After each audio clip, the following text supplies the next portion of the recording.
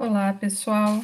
Meu nome é Andrea Porcari e eu estou aqui a pedido do professor Marcos Eberlin para falar com vocês um pouquinho sobre técnicas de imageamento por espectrometria de massas. Então, preparei aqui uma apresentação, vou compartilhar agora minha tela.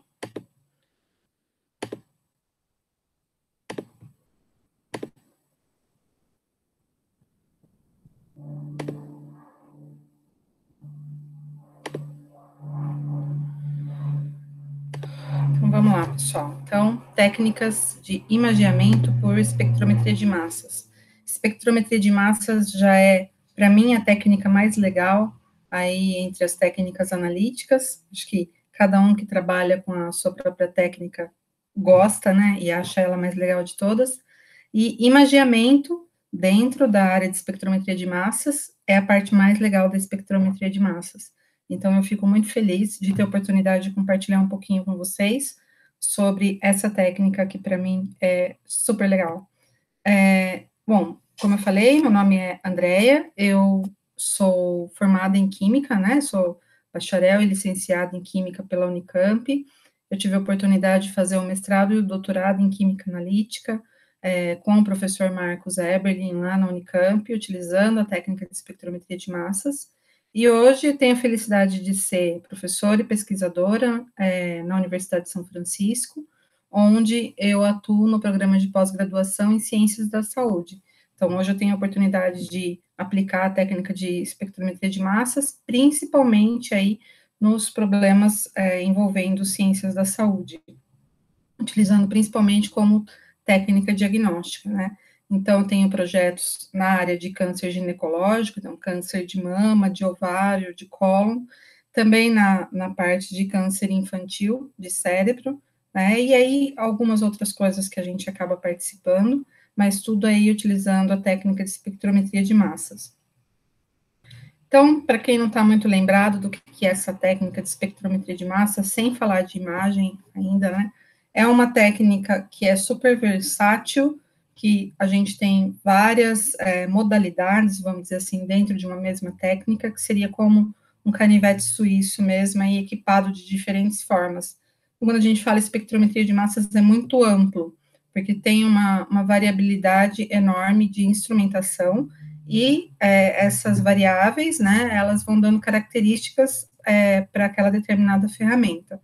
Mas, de forma geral, o que eu posso dizer que é uma técnica extremamente seletiva e específica, né, então capaz de determinar a identidade de uma molécula com certeza, né, sabendo, assim, não é apenas uma indicação da identidade, mas consegue realmente chegar na estrutura daquela molécula, bastante sensível, capaz de detectar traços, né, ela consegue também detectar vários analitos de uma única vez, né, não é uma técnica, cada ensaio para um analito, não, eu tenho resposta de vários analitos de uma vez só. Então, é uma técnica que fornece confiabilidade analítica, e nos permite também fazer a elucidação da estrutura das moléculas, como eu disse, e é bastante utilizada para quantificação. Aqui tem um esquema geral, né? Deixa eu pegar aqui o apontador para ficar mais. Aqui tem um esquema geral do instrumento, do espectrômetro de massas. Então, o que eu tenho é uma etapa de introdução de amostras. Depois, eu vou ter obrigatoriamente uma fonte de ionização, onde eu vou transformar as minhas moléculas, que até então estavam neutras, em íons, né? Então, em moléculas que ganharam uma carga positiva ou negativa. Depois, eu vou ter uma etapa de análise dessa razão massa sobre carga, e vou detectar essa corrente aí de íons, transformando isso num sinal que eu possa mensurar.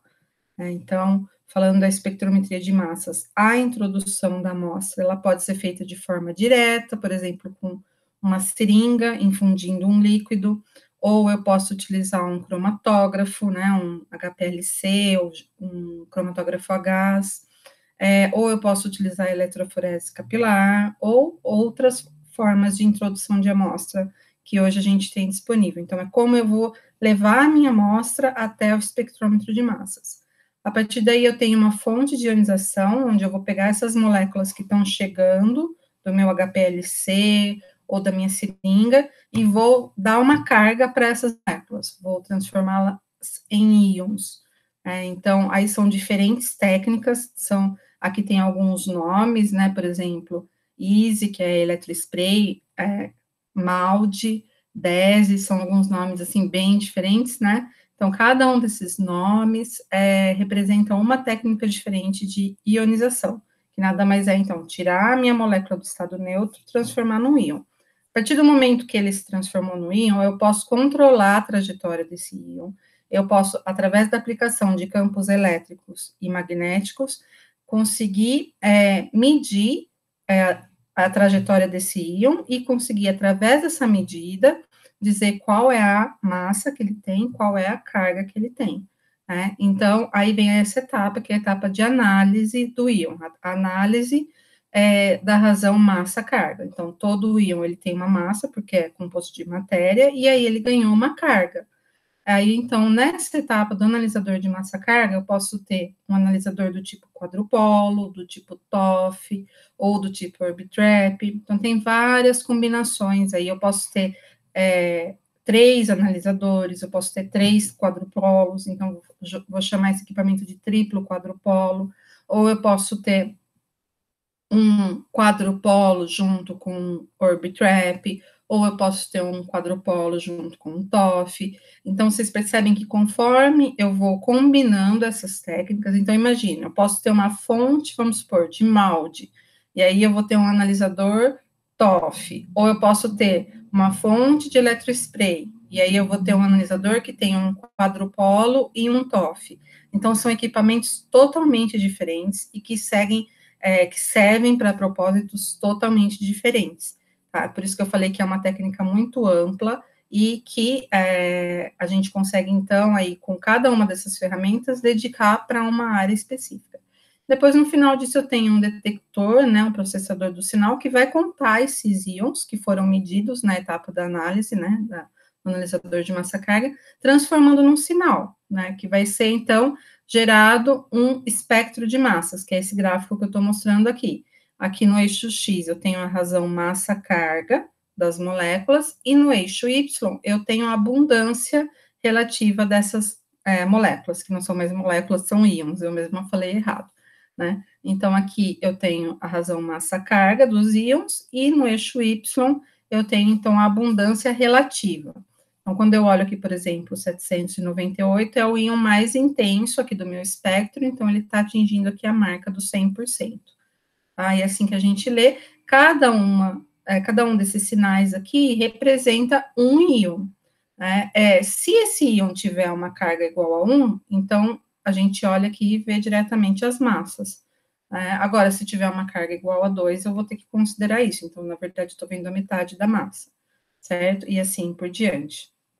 Então, está aqui novamente o nosso espectro de massas, né? E a gente ainda tem a possibilidade de pegar esse íon, por exemplo, aqui eu selecionei o íon 885, e fragmentar esse íon, né? Então, a gente tem esse íon que ele é formado originalmente por uma molécula que tinha partes, tinha grupos funcionais, tinha uma parte de uma cadeia, e aí se a gente joga uma energia nesse íon e faz com que ele se fragmente, ele vai liberar cada um dos seus fragmentos, e a gente consegue medir a relação de massa-carga desses fragmentos. Então, eu sei que é um íon de massa total 885, e eu sei que a massa de cada um dos seus fragmentos, eu consigo montar novamente esse quebra-cabeça e remontar a minha molécula, e chegar na identidade dessa molécula.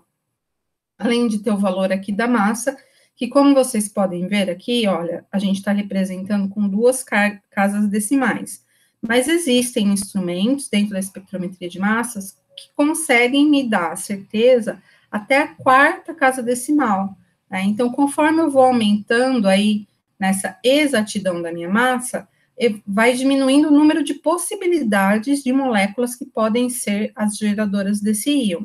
Então, eu consigo chegar na identidade da minha molécula de forma inequívoca, ok?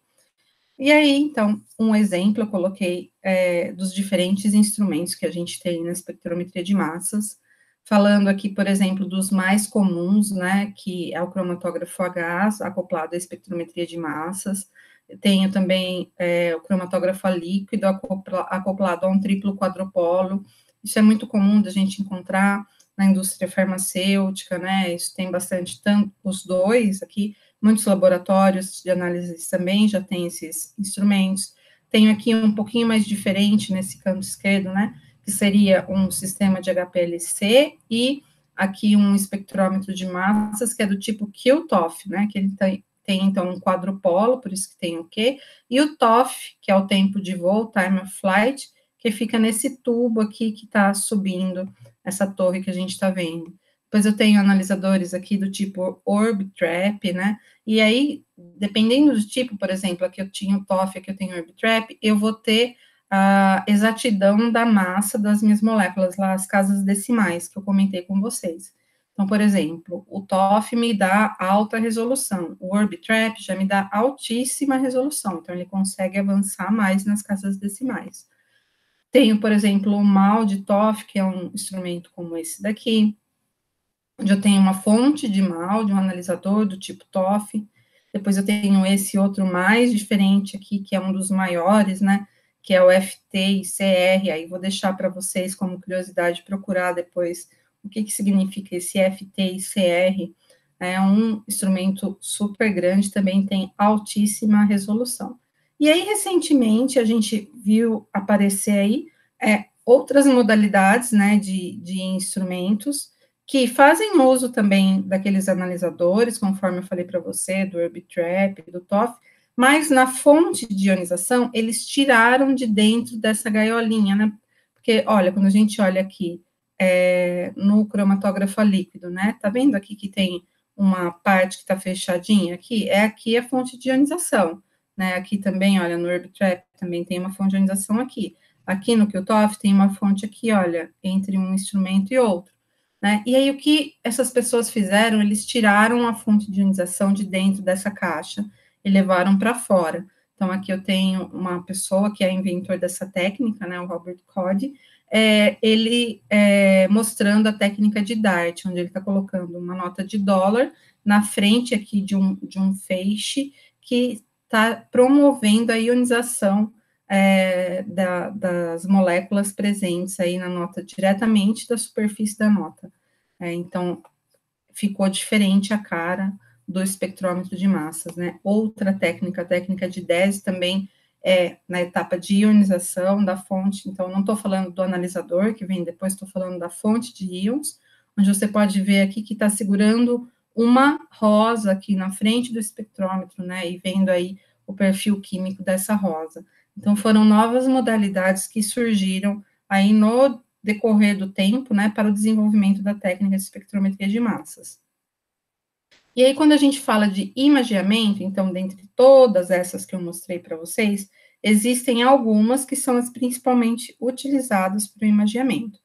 Tem algumas que não é possível a gente utilizar para imageamento, tem algumas que até se utiliza, mas, assim, são poucas aplicações. Então, as que têm maior aplicação são essas que eu apresentei aqui.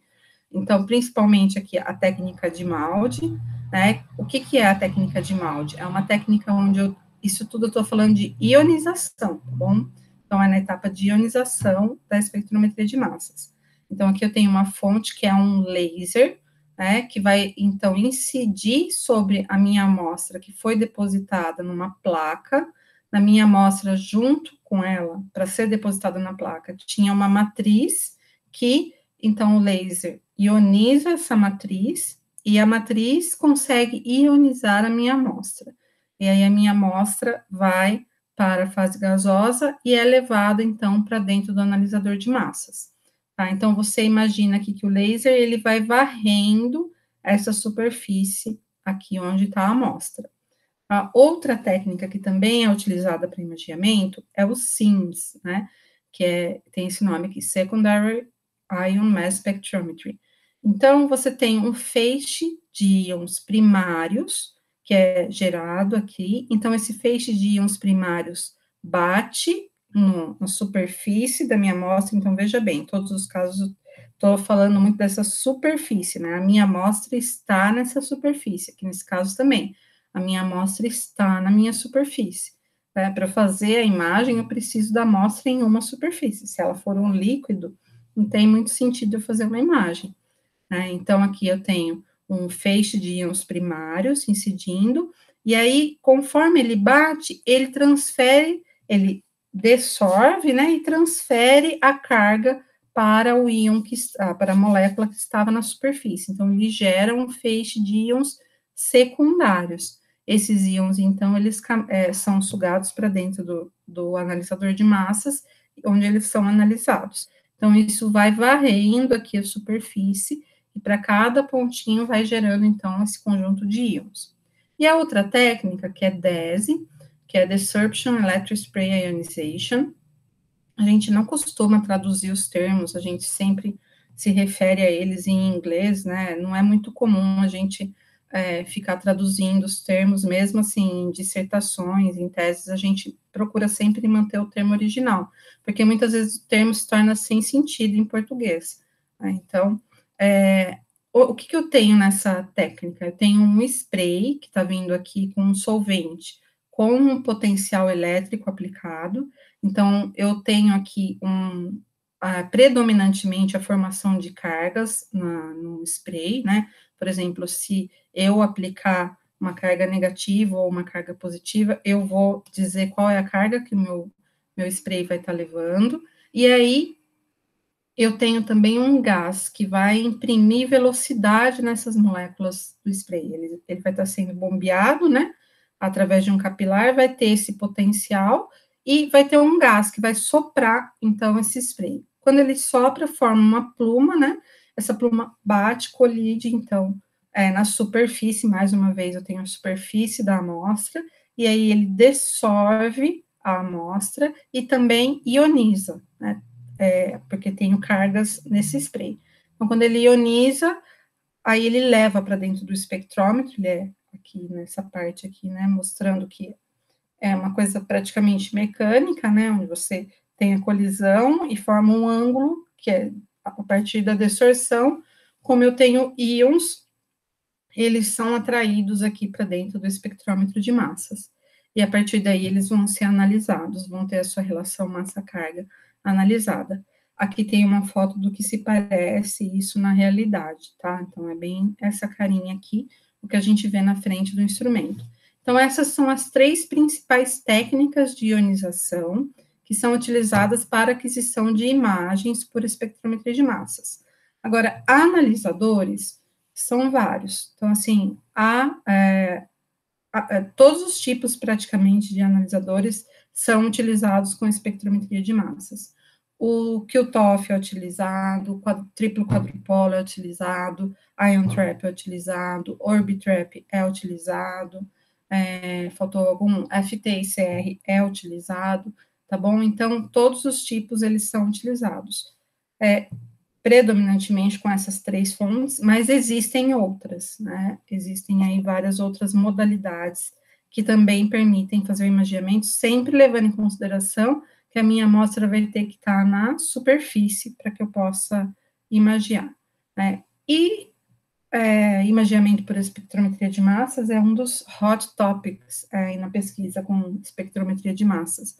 Eu fiz essa pesquisa hoje, então, dia 1º/6, onde eu coloquei o termo, né, Imaging Mass Spectrometry, para o ano de 2019, a gente já tinha aí atingido 1.250 publicações no ano de 2019. Né, então, a gente vê que isso vem aumentando desde 1990, e claro que 2020 está pequeno, porque ainda temos muito aí a atingir. Então, é uma área que tem se desenvolvido bastante. Entre aquelas três técnicas que eu comentei, né, então, falando um pouquinho especificamente delas, então, quando a gente olha aí no ano de 2019, olha, para o MALDI, com imaginamento por espectrometria de massas, a gente teve 306 trabalhos publicados. Para o SIMS, a gente teve aí na casa dos 40. e para o DESE na casa dos 54.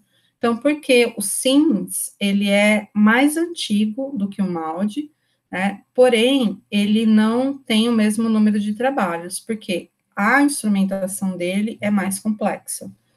Então, é por isso que ele não atingiu ainda essa mesma popularidade do que o MAUD, que realmente é a técnica mais popular, e o DESE também está caminhando para se tornar tão popular quanto. Então, vou falar dessas 3 técnicas para vocês.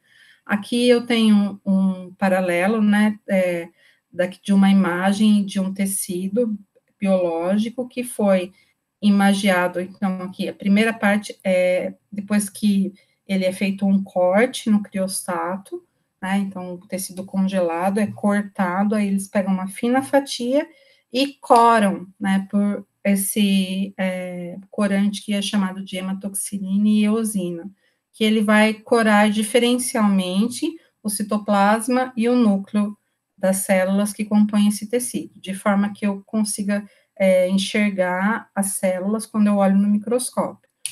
E olhando, eu consigo ver aqui a definição da imagem gerada, olhando esse tecido corado com hematoxilina e eosina, e aqui a definição de uma imagem de um íon, né, então, seria uma molécula que foi ionizada, como ela se distribui na superfície de um tecido através da análise por espectrometria de massas. Então, a gente vê aqui que tem uma definição muito grande, né, e isso é o fruto de todo esse avanço que vem aí no decorrer dos anos e consegue hoje chegar a uma definição tão boa quanto a microscópica, né. Então, aqui eu trouxe esse slide para vocês para dar uma ideia das aplicações aí para o imageamento por espectrometria de massas. Aqui está falando especificamente para o DESE, mas aqui a gente pode ler como todas as técnicas de imageamento são capazes de fazer isso, né? Então, quais que são as aplicações? Então, a gente pode ter desde corar um tecido corar, não, sem corar, desculpa, analisar um tecido e decidir se ele é um tecido de câncer ou é um tecido normal, para ver a análise daquele, como a gente faz uma biópsia para decidir se tem câncer ou se não tem, então fazer essa análise por espectrometria de massas, por imageamento, e conseguir dizer, então, tanto o diagnóstico quanto o tipo de câncer, né, o grau, também fazer imagens tridimensionais, né, eu vou mostrar um pouquinho disso para vocês. Por exemplo, um estudo para o desenvolvimento de um fármaco, né, você está desenvolvendo um fármaco, aí você dá uma dose para o animal, e aí você vai verificar em quais órgãos você encontra metabólitos, ou você encontra a ação desse fármaco, especificamente no animal, né, então você faz cortes, né, desses órgãos, e investiga, aí vai em busca desse fármaco que você desenvolveu, ou dos seus metabólitos.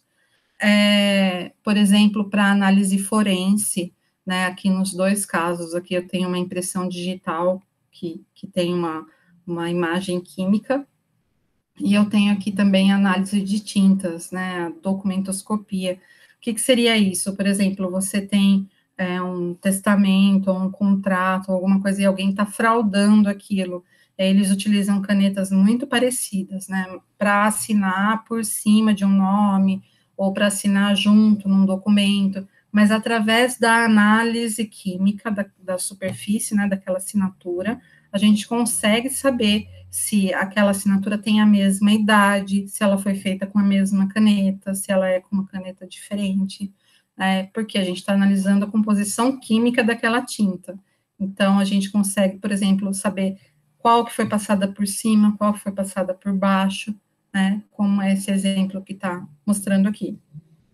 Também investigação da composição química de alimentos, né, de frutos, de folhas, então, tanto para a gente entender o metabolismo das plantas, quanto para a gente entender também quando acontece, quando tem algum patógeno, né, nessa planta, como ele está agindo, né, quais são as defesas que a própria planta lança, como que um defensivo agrícola atua.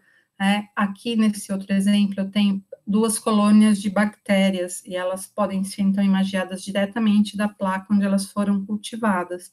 E aí eu consigo, através da análise desse meio entre as duas colônias, descobrir quais são os metabólitos que uma colônia está expressando para se comunicar com a outra, o que ela está liberando nesse meio.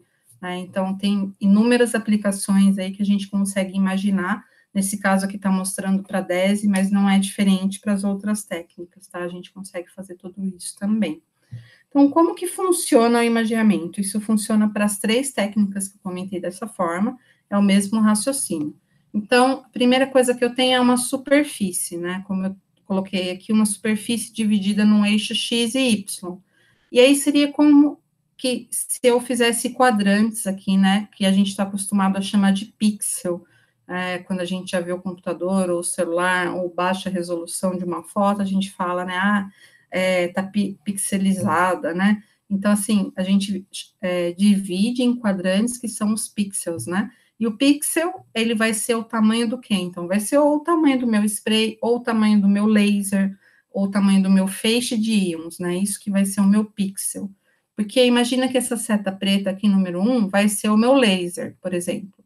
E aí, ele vai bater pixel a pixel aqui, nesses quadradinhos, né? Então, para cada quadradinho desses, ele vai gerar um espectro de massas, como esse que eu estou mostrando aqui, para cada quadradinho. Então, imagina, aqui nesse quadradinho que não tem nada, o espectro vai ser um espectro com poucos íons. Aí, quando ele chegar aqui nesse quadradinho que tem alguma coisa, o espectro vai ser completamente diferente. E aqui tem, mas aqui é diferente nesse quadradinho do lado. Então, vai cair a intensidade de um determinado íon.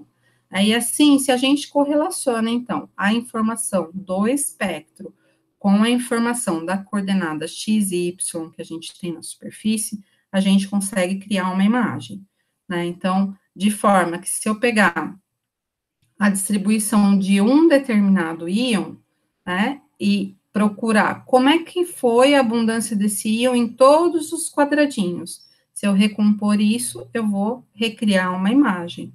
Aí eu tenho um íon aqui, e se eu pegar um outro íon, ele pode estar distribuído em outros lugares na superfície, e se eu pegar um outro íon ainda, ele vai estar distribuído em outros lugares ainda. Então, cada uma dessas imagens aqui é a imagem de um íon, tá? E aí a cor aqui, mas aqui tem 2 cores. O que significa essa cor? Essa cor está mostrando a intensidade, tá? Então, aqui eu tenho uma escala de intensidade, então, quanto mais aqui para o roxo, quer dizer que está menos intenso, tá? Então, seria uma região menos intensa e uma região mais intensa aqui no meio da distribuição desse íon.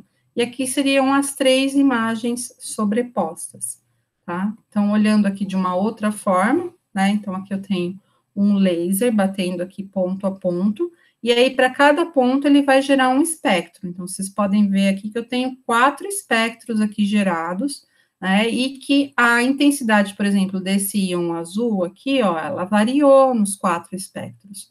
Né? Quando eu peço para ele reconstruir, então, são 4 pontos que ele vai reconstruir, né? E aí ele vai reconstruir aqui dos meus quadradinhos. Aqui ele reconstruiu mais quadradinhos do que 4, né? Mas, de forma geral, cada pixel é o tamanho do laser. Então, se o laser está batendo uma vez num ponto, é um pixel, né? Então, é um quadradinho aí que ele vai gerar de sinal. E aí, então, diferentes íons geram diferentes imagens. E claro que no final você pode sobrepor para ver a imagem como um todo. Então, falando um pouquinho da primeira das fontes, né, da que eu mostrei para vocês, Secondary Ion Mass Spectrometry. Então, eu tenho primeiramente aqui um feixe de íons primários, como eu falei, que vai colidir com a superfície da sua amostra e gerar um feixe de íons secundários. Então, coloquei aqui até algumas características, né, para quem quiser estudar um pouquinho, né. Então, são íons monoatômicos, né, geralmente utilizados aí, césio, galho, e eles colidindo aqui, eles formam, então, esse outro feixe que é levado para dentro do espectrômetro de massas. Ele tem uma característica muito interessante, né? Que ele é a única técnica onde você consegue naturalmente, sem ter que fazer um outro corte, fazer uma análise tridimensional. Porque conforme ele vai batendo, ele vai arrancando uma camada de moléculas que estavam assentadas ali na superfície. E aí, se eu passar novamente, né, se eu for para um segundo round, vamos dizer assim, de análise, eu consigo, então, arrancar uma segunda camada de moléculas. Se for para um terceiro round, uma terceira, de forma que se eu for fazendo isso sucessivamente, eu vou ter não só a bidimensional, mas a tridimensional, que eu consigo ganhar em profundidade. Então, e ele tem também uma grande resolução lateral, que significa que ele consegue definir aí realmente menor do que 1 micrômetro, né? Uma das menores, dos menores valores, aí a maior resolução que a gente tem é utilizando essa técnica. O que significa isso? Que ela vai conseguir chegar lá no tamanho da célula, né? Vai conseguir enxergar realmente a diferença, como se fosse um microscópio. Consegue fazer o imaginamento 3D e consegue fazer análise elementar. Então, também metais aí são incluídos nessa técnica. Porém, eu tenho grande fragmentação, porque é uma técnica bastante energética, tenho dificuldade de identificação das moléculas, eu tenho instrumentação mais complicada, a superfície ela vai mudando, porque eu estou incidindo um feixe, né, de íons, então tem alguma reação que está acontecendo ali naquele ponto, e a faixa de massa-carga dela é limitada. Então, aqui algumas imagens, né, geradas aí por essa técnica, né, desse bacilos, eu não vou me atrever a falar isso, né, então vocês veem realmente a definição da imagem, né, algo assim, muito, muito bom, né, a resolução, como eu falei, chega num valor bem pequeno, e se compara aí ao que é visto no microscópio, né, como está mostrando aqui do lado. Então, é uma técnica bastante utilizada aí para realização de imagens, mas que é bastante trabalhosa e também demorada, né? Então, as análises aí são bastante demoradas. A segunda técnica que eu tenho é a técnica de molde. Então, o molde é um laser, né? Que então bate, está batendo aqui num atenuador e bate na amostra. Então, ele vai mapeando essa amostra quadradinho por quadradinho, como eu falei. Tem uma matriz aqui envolvendo essa amostra que vai auxiliar nesse processo de ionização, e os íons, então, são levados para dentro do espectrômetro de massas. Então, logo de cara, a gente percebe, eu preciso colocar uma matriz para que aconteça essa ionização por molde. Então, ele exige um preparo de amostra, que é colocar uma matriz. Além disso, então, para que o molde aconteça, ele é um daqueles que ficam dentro da caixinha lá que eu mostrei para vocês, né, do espectrômetro de massas. Ele vai estar sob vácuo. Então, essa amostra vai ter que ser depositada na matriz, e aí você vai ter que esperar ela secar, e aí você vai ter que fazer vácuo na amostra para colocar quando você coloca no equipamento, né, esperar ele atingir o vácuo, para que você, então, possa fazer a análise. Só que ele também tem altíssima aí resolução espacial. Ah, está escrito especial aqui, tem um erro, hein? Resolução espacial também chega aí no nível celular. E ele consegue ver tanto moléculas pequenas, metabólitos, lipídios aí, aminoácidos, açúcares, como também ele consegue enxergar proteínas, moléculas grandes, né, gigantes. Então, ele tem essa vantagem de conseguir analisar as proteínas, que a gente vai ver que a outra técnica que eu vou falar não consegue analisar. Tá? Então, tem vantagens e desvantagens. Então, na espectrometria de massas, a gente aprende desde pequenininho nessa técnica que o cobertor é curto.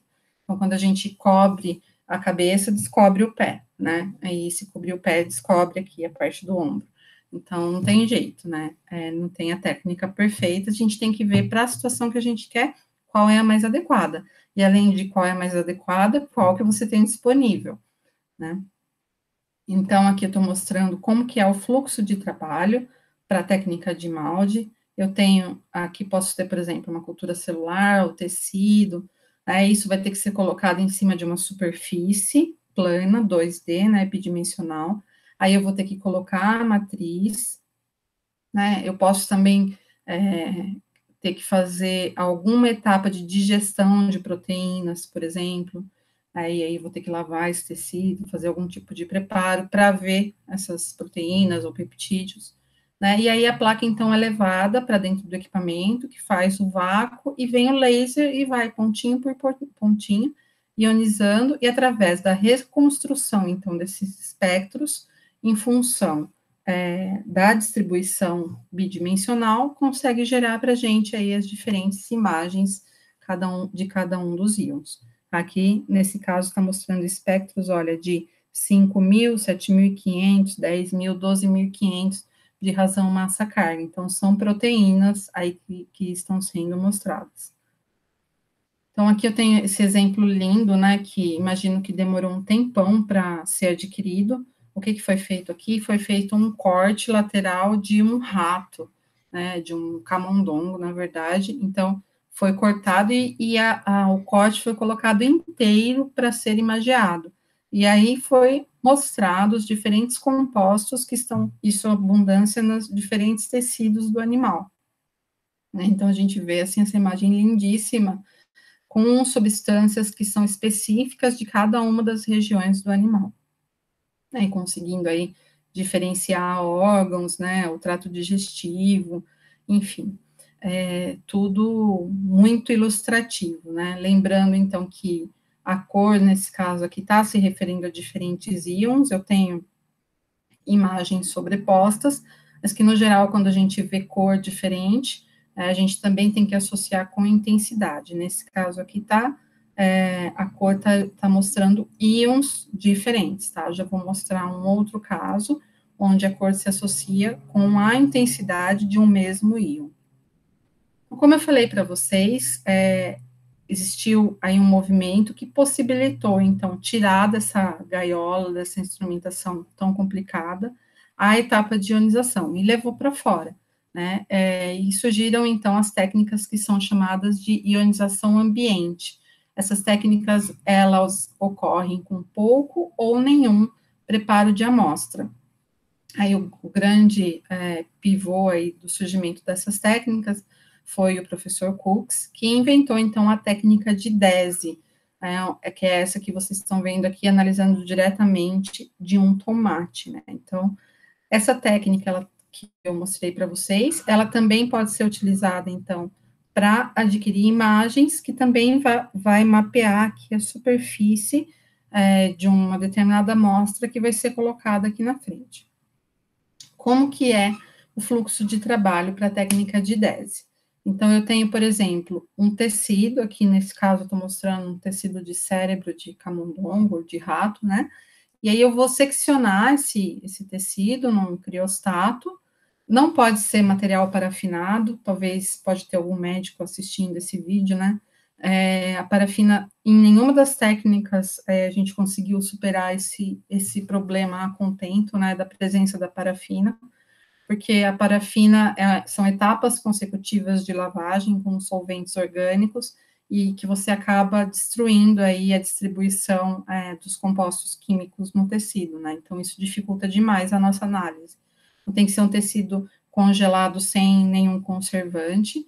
E aí eu coloco, depois de fazer um corte, né? Coloco, então, sobre uma lâmina de vidro e levo essa lâmina para frente desse equipamento que eu mostrei aqui para vocês. Então, aqui tá vendo? Tem um vidro, então colocaria a lâmina de microscópio. E aí, a minha fonte de DESE vai mapeando essa superfície bidimensional aqui, de forma aí, pixel a pixel, adquirindo a composição química da minha amostra. Esse fluxo, esse solvente que vem aqui, ele não destrói o tecido fica intacto, de forma que depois eu posso pegar e fazer aquela coloração que os patologistas gostam de fazer para decidir aí sobre a morfologia do tecido. Então, essa coloração de hematoxilina e eosina pode ser feita, né? Então, eu vou ter aqui a informação do espectro que vai ser reconstruído e vai gerar essa imagem, como eu estou vendo aqui, do íon, nesse caso é a imagem do íon 834.6.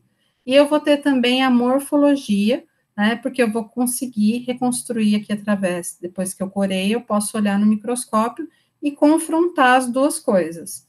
Então, aqui eu estou vendo o mesmo íon e a cor, então, está me mostrando onde ele está mais intenso. Por exemplo, o vermelho aqui mostra as regiões onde o íon está mais intenso, e o azul mais escuro, onde esse íon está menos intenso. E eu consigo casar as duas informações, então.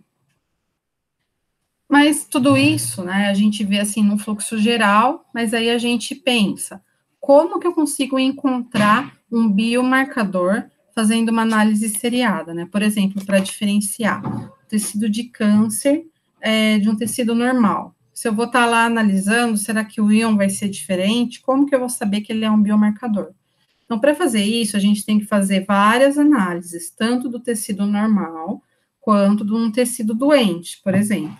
Né? E aí a gente vai adquirindo, então, esses espectros que formam as imagens. E a gente vai ter que fazer uma modelagem matemática que seja capaz de diferenciar quais são os íons que estão presentes no tecido normal que não estão presentes no tecido doente, e vice-versa. Quais são os íons que estão presentes no tecido doente que não estão no tecido normal. Mas por que os íons seriam diferentes, né?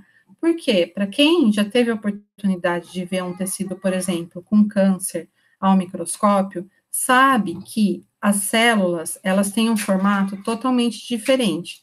E a membrana das células é justamente formada por fosfolipídios, né? Então, se a membrana é diferente, se o formato, a morfologia é diferente, a composição também vai ser diferente. Né? Então, é nisso que a gente se baseia. Então, já que a composição vai ser diferente, a gente vai ser capaz de detectar isso quando a gente levar essa análise para frente do equipamento. O espectrômetro de massas vai ser capaz de mostrar essa diferença para a gente. Mas tudo isso é fruto de uma análise estatística, que a gente chama de análise estatística multivariada. A gente depende bastante aí dos profissionais de bioinformática para conseguir, né, encontrar essas diferenças entre os dois conjuntos de dados, que são conjuntos de dados enormes, né, porque a gente está falando, assim, de uma resolução de micrômetros para uma superfície grande macroscópica. Então, cada amostra, né, vai ter vários pixels, e cada pixel é como se fosse uma amostra diferente, e tudo isso vai ter que ser tratado no modelo matemático único. A grande pioneira aí para a aplicação dessa técnica, então a técnica de DESI, né, o autor fala isso, né, que a técnica de DESI foi a que conseguiu maior popularidade aí na parte de aplicações clínicas, justamente porque, veja, não precisamos colocar nenhum tipo de matriz, nem fazer nenhum preparo muito demorado para essas amostras, né, elas podem, então, partir, assim, direto do corte, da retirada do animal, do paciente, do que quer que seja, direto para frente do espectrômetro de massas. Então, ela, assim, alcança o tempo que é necessário para você tomar uma decisão clínica. E a grande pioneira nessa área, né, na aplicação de DESI para o diagnóstico, começou com o diagnóstico de câncer, foi a Lívia Eberlin. Hoje ela é docente lá na Universidade do Texas, e ela, então, publicou esse trabalho, acho que é de 2012, se eu não me engano, onde ela conseguiu classificar tumores de cérebro através do imageamento por espectrometria de massas, tumores humanos, né, no caso de cérebro. Então, foi publicado numa revista de altíssimo impacto. O que ela viu nesse trabalho? Né? Então, aqui pegando um pedacinho do tecido que foi corado, né, foi corado depois dela ter analisado. Então, ela viu o quê? Que quando a gente tinha uma região que tinha 100% de tumor, o espectro tinha uma aparência, como vocês podem ver aqui.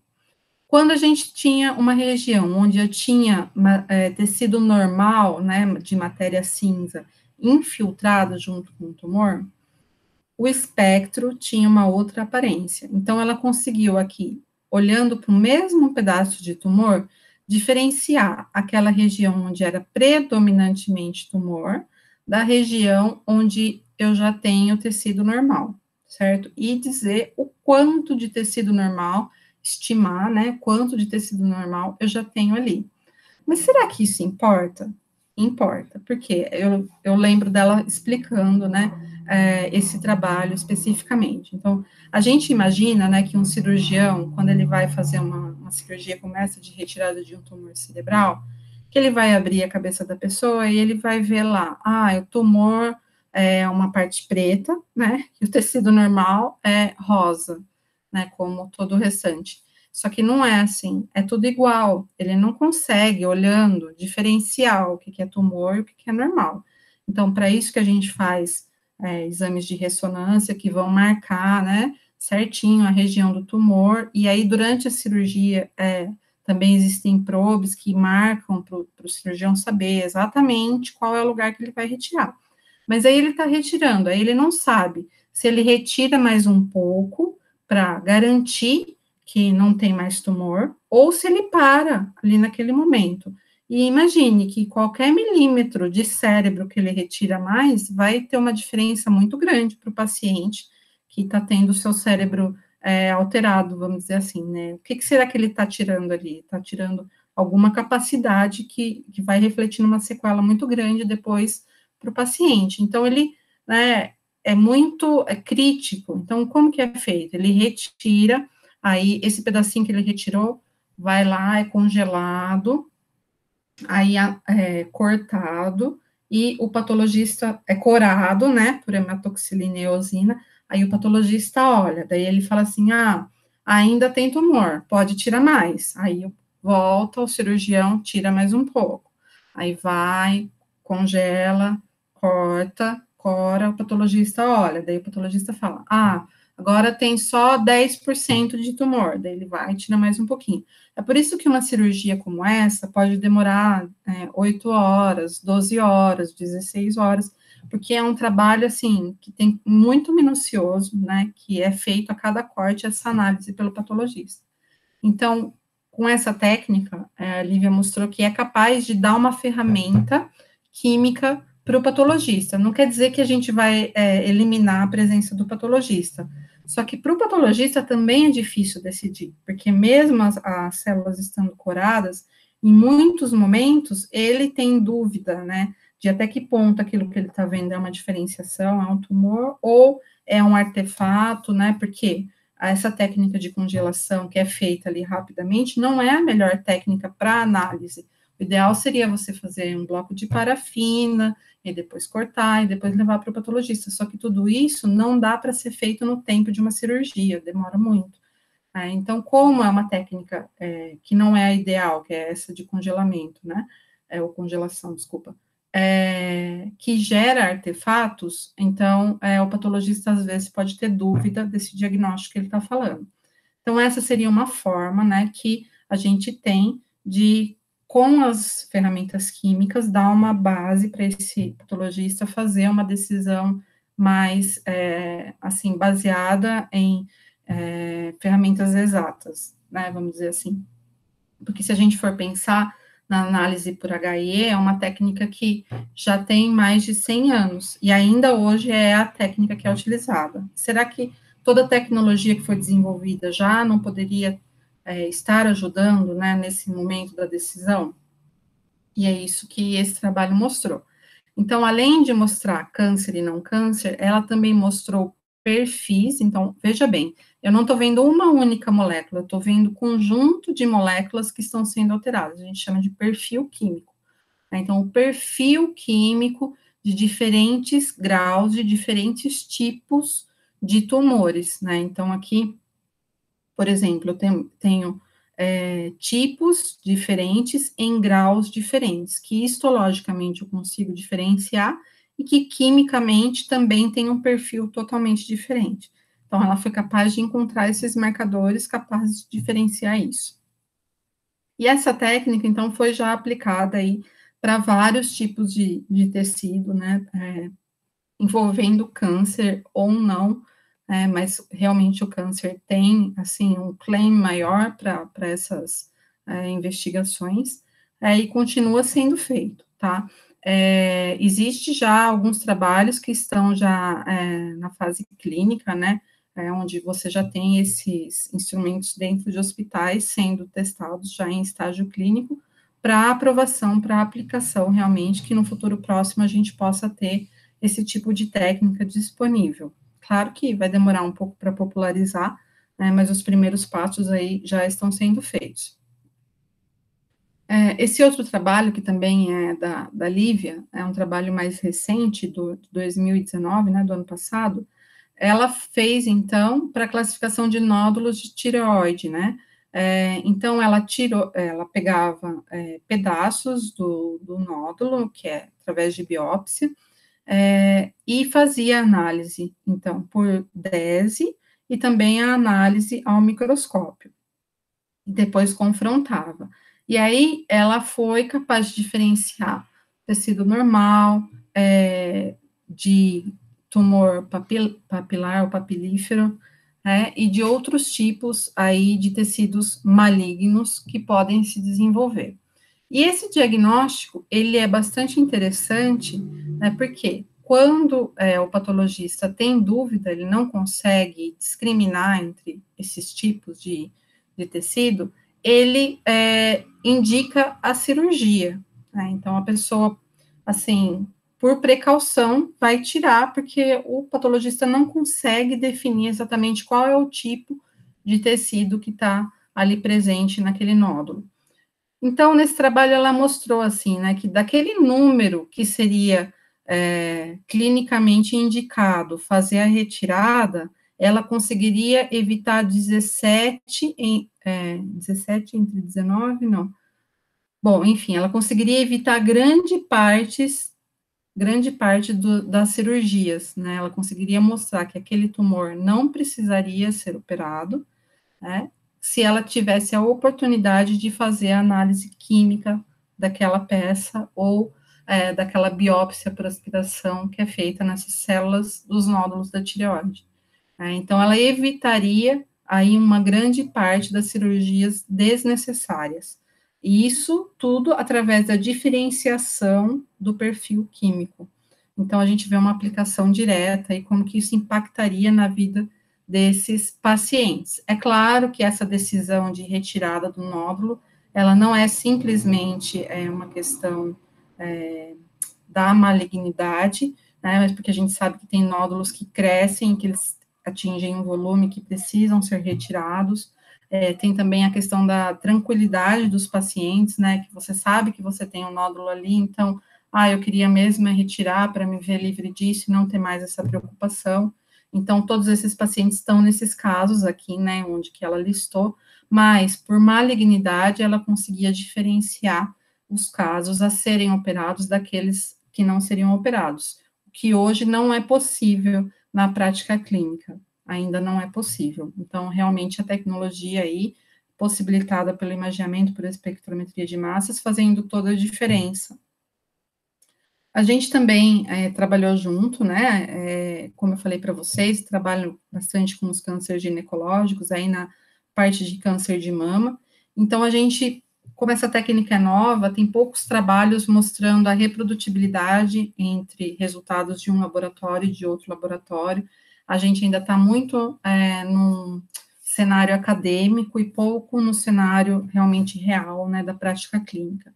Então, esse trabalho que eu estou mostrando aqui é um esforço para caminhar nesse sentido, né, de atingir parâmetros de reprodutibilidade para que a gente consiga. Poxa, será que se eu encontrei um marcador aqui no Brasil para o meu conjunto de amostras, por exemplo, eu quero aplicar isso lá no laboratório dos Estados Unidos, eu vou ter que encontrar outro biomarcador?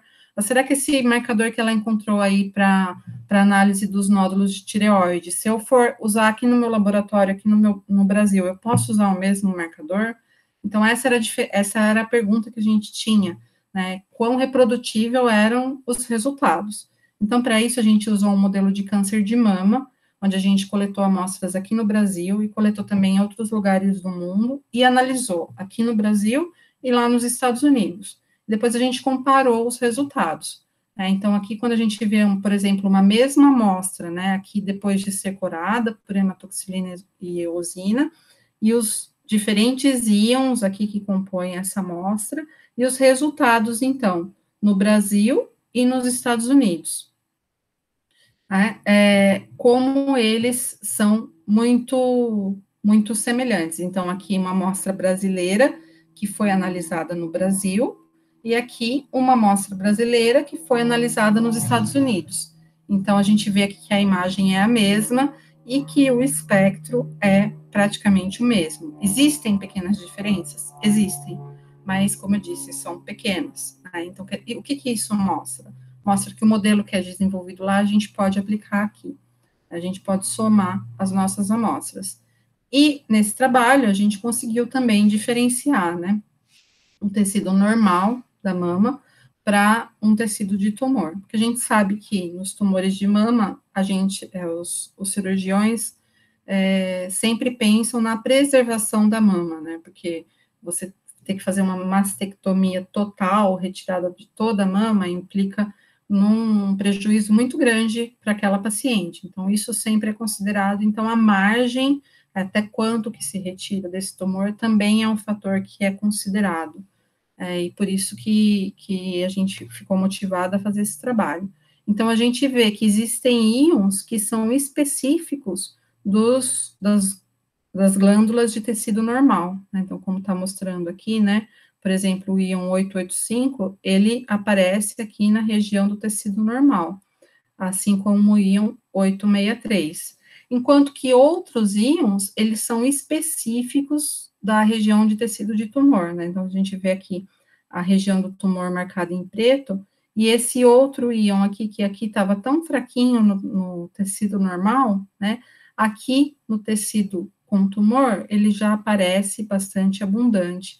Então, através dessa diferença de intensidade, né? Então, veja aqui, eu tenho o mesmo íon, só que aqui ele está fraquinho, aqui ele está muito intenso, né? Então, eu consigo diferenciar o que é tumor e o que é normal. E o 885, por exemplo, que aqui aparecia só no normal, ele aparece em tudo. Então, ele não é um íon que é um bom marcador, diria assim, né? Que é específico do tumor, porque ele tanto aparece no normal, quanto ele aparece no restante do tecido. E aqui eu tenho outros íons, né? O 788, 303, que são mais específicos para a região do tumor. Então, através da comparação, eu consigo aí indicar quais são as diferenças. Nesse trabalho, como eu falei, a gente coletou amostras de diferentes regiões, né, porque a gente queria saber também se o perfil químico desses tumores, ele variava de acordo com os hábitos, né, das pessoas. Por exemplo, a gente vai comparar a nossa alimentação aqui no Brasil com a alimentação que acontece no Vietnã. É totalmente diferente, mas será que o perfil químico do tumor é o mesmo? Ou será que seria diferente? Então, a gente mostrou nesse trabalho que o perfil químico é o mesmo, ele é mantido. Então, mais um motivo para a gente poder construir um banco aí de biomarcadores que seja único e que possa ser utilizado globalmente. A gente continuou esse trabalho, esse outro trabalho que saiu recentemente, né, onde a gente pegou, então, essas diferenças que eram encontradas nos tecidos especificamente, então, esses marcadores para o tecido normal, para o tecido com câncer, e procurou eles no plasma, para ver se seria possível fazer essa diferenciação através do plasma. Qual que foi a conclusão que a gente chegou, né? Que o plasma, ele é capaz de diferenciar as mulheres com câncer das mulheres sadias, mas não através dos mesmos marcadores que se encontram no tecido, são outros marcadores. Né? E os marcadores do tecido, eles só servem para o tecido. Né? Então, aí que vem a especificidade, a questão da especificidade que a gente estava falando, né? Então, a gente tem marcadores específicos em função da matriz que a gente estuda. Mas nem só de câncer, de doença, a gente vive, né? E como eu mostrei para você, que é uma técnica bastante ampla, então a gente pode fazer coisas bem diferentes, né? Dependendo aí da nossa imaginação, da nossa criatividade. Então, esse trabalho que a gente fez aqui, utilizando a mesma técnica de DESE, onde a gente pegou uma glândula de veneno de um sapo, né? De uma perereca, na verdade, né? Que é essa perereca Rhinella marina. Então, que elas têm essa macroglândula aqui, né, parotoide, que secreta veneno para defesa, né? Então, no caso dela ser mordida por um predador, ela vai espirrar esse veneno e o predador vai soltar, né, a perereca. Então, a gente fez o corte dessa macroglândula e colocou sobre uma superfície e analisou por 10 ms, né? E aí a gente adquiriu as imagens, que são as imagens mais bonitas que eu já adquiri aí enquanto utilizando essa técnica, né? Onde a gente vê que existem substâncias químicas que são encontradas dentro dos alvéolos em concentrações diferentes, dependendo da proximidade onde elas estão com o orifício, né? Porque existe um orifício aqui nessa glândula.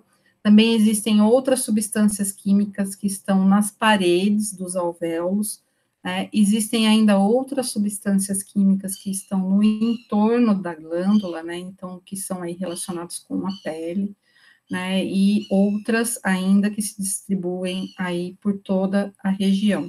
Então, a gente conseguiu mostrar, né, onde que as substâncias que a princípio não se conheciam, se conheciam as substâncias, mas não onde elas estavam localizadas, né? Então, onde elas estão localizadas. Então, isso é uma outra aplicação que a gente pode imaginar para a técnica de imageamento, que eu trouxe mais para a curiosidade de vocês, embora que não seja a minha área principal de estudo, mas, como eu disse, né, basta aí a nossa criatividade, a nossa imaginação para propor.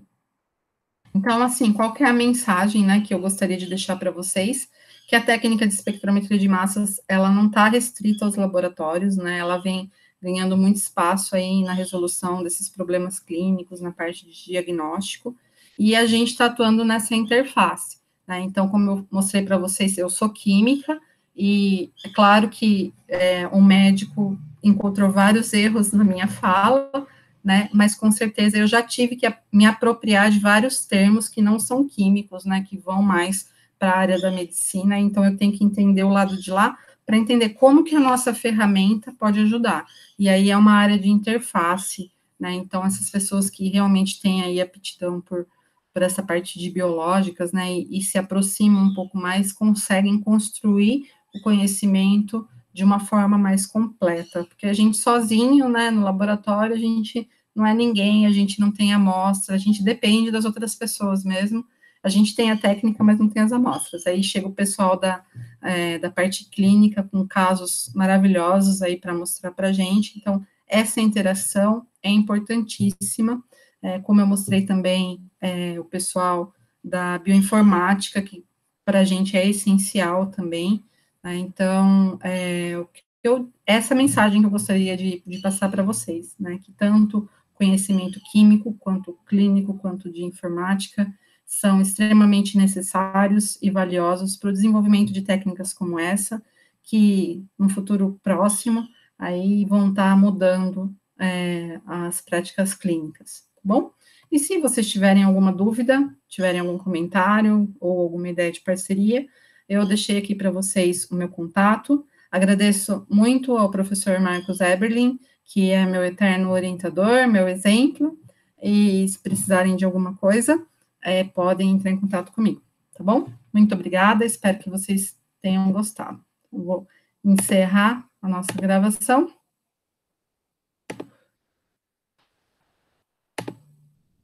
E até mais, pessoal.